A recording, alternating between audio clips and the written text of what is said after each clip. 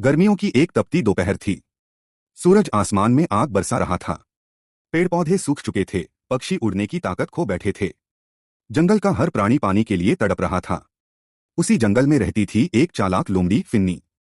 Finney बहुत होशियार थी, हर मुश्किल से निकल जाती थी। लेकिन इस बार मुश्किल अलग थी, प्यास।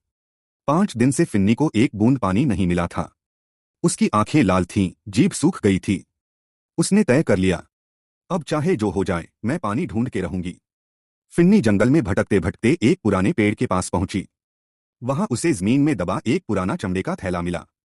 उसमें एक नक्शा था और नक्शे पर लिखा था, जंगल के साथ छोर पार करो, वहां मिलेगा जादुई कुआं, लेकिन उसके पास पहुंचने वाले को 3 चुनौतियों से गुजरना होगा।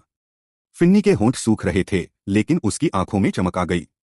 मैं ये कर सकती हूँ, उसने खुद से कहा और निकल पड़ी अपनी सबसे खतरनाक यात्रा पर।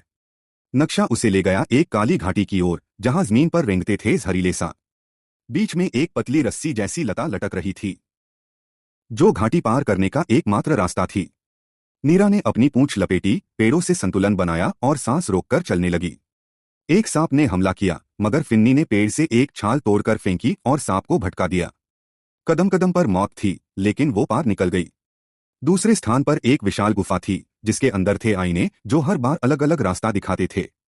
अगर गलत आईना चुन लिया तो कोई वापस नहीं आ सकता। फिन्नी ने एक पल के लिए अपनी आंखें बंद कीं, अपने भीतर की आवाज सुनी और कहा, पानी की राह बाहर नहीं, अंदर से दिखती है।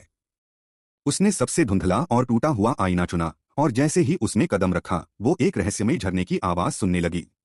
वो सही रास्ता था। अब फिन्नी उस जगह पहुंची जहां सामने था जादुई कुआं। मगर जैसे ही वह पानी पीने लगी, कुएं के पास एक छोटा घायल खरगोश पड़ा दिखा। वो तड़प रहा था और फिन्नी को पहले पानी चाहिए था।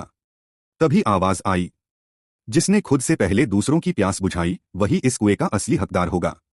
फिन्नी ने अपनी प्यास को रोका, पानी से खरगोश को बचाया। अगले ही पल कुआं सोने जैसा चमकने लगा। उससे मीठा ठंडा नीला पानी बाहर आने लगा, अनगिनत धाराओं में। अब फिन्नी की प्यास भी बुझ चुकी थी और उसका दिल भी भर चुका था।